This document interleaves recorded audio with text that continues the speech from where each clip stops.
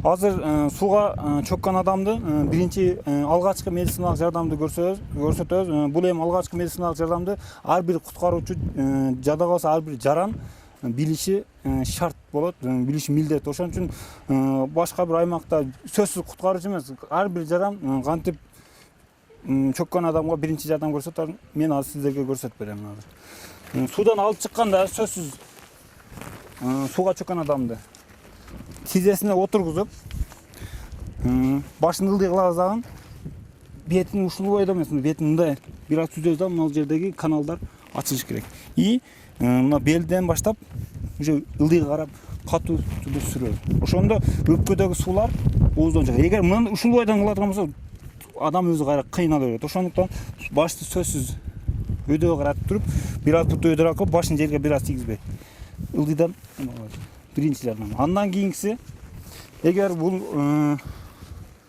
оозуна көк, чөп чаар жана балырлар толуп калышы мүмкүн. Оозун сөз тазалайбы, оозун ачып туруп. Оозун ачып тазалап, уже ичинде суу калбагандан кийин, уже жүрөк согушу басаңдап баштаганда, оозго 3 жолу үйлөп, мурунду жаап туруп. Бул жерден колду ийбеген түрдө, мына көкүрөктөн 2 эле алып туруп, ийбебиз дагы өзүнүн немесинде 15 жолу акырын басабыз. Уже баскандан кийин дагы кайра келбедиби, дагы 3 жолу мурун жаап 3 жолу үйлөйбүз. Сөзсүз оозду тазалаш керек. Негизги алгачкы медициналык жардам ушул ыкма менен аткарылат. Адам эсине келгенден кийин дармек берүүгө болобу?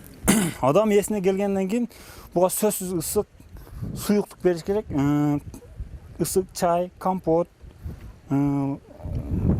кипяток, жана кофе сыяктуу ысык ичимдиктерди основной суюктук бериш керек.